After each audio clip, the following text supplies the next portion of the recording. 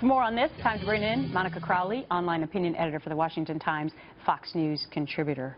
A lot of people are saying today Trump should have done this speech a long time ago. What do you think? Well, yeah, but he was in a different mode back then. So this speech was really important for two reasons. One, because it really does mark a pivot by Donald Trump to a more serious posture, at least in terms of policy. He's still campaigning with the old Donald Trump persona, but this shows that he is capable of giving a very serious policy-oriented speech. The other part, in terms of substance, was that he announced that if he becomes president, he's going to reorient American policy toward a more traditional approach known as realpolitik, which is that American national security and foreign policy strategy will be based on an approach of cold calculation of U.S. interests rather than based on ideological or moral grounds, which has basically defined American foreign policy for a very long time. Yeah, it would be a big shift. Okay, let's move on to the other big news of the day, because Ted Cruz getting set to make what he calls a major announcement today, 4 p.m. Eastern in Indianapolis, as we get reports that the Texas senator is planning to announce former Republican rival Carly Fiorina as his VP running mate. I mean, this is totally out of order because he's not yet the nominee, but we all know we could be talking about a contested convention. Right? Right. So he's trying to lay the groundwork for any and all possibilities here. And he's also doing a couple of things. Look, Carly Fiorina would have been a great president. In my opinion, she'd be a great vice president. But this move today, if in fact this is what's going to come to pass, has nothing to do with either of those things. This is Ted Cruz doing two things. One, he's trying to hit Donald Trump's vulnerability with women voters by putting this outstandingly accomplished woman and announcing that she would be his running mate should he become the nominee.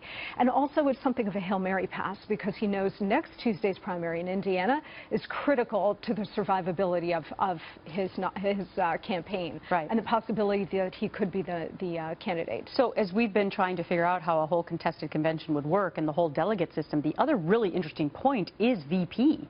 Because if you do find yourself in this open convention, the delegates, they're not beholden to anybody when it comes to choosing a VP.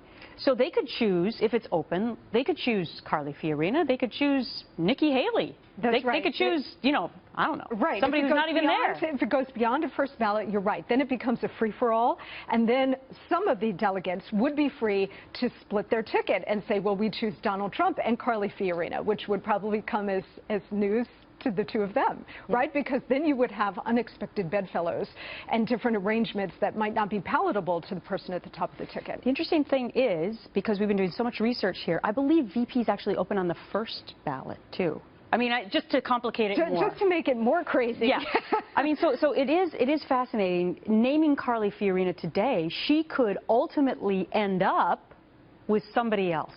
Anything is possible this year, Gretchen. Anything is possible. Look, I think Ted Cruz is making a necessary move in doing this, but I'm not sure how helpful this is going to be. Carly Fiorina already endorsed him. She's already been on the road campaigning for him. So what she brings to the table, above and beyond what she's already bringing to the table, I think might be negligible. Okay, before I let you go, do you think that Kasich and Trump will also announce VP picks before the convention? Hard to say.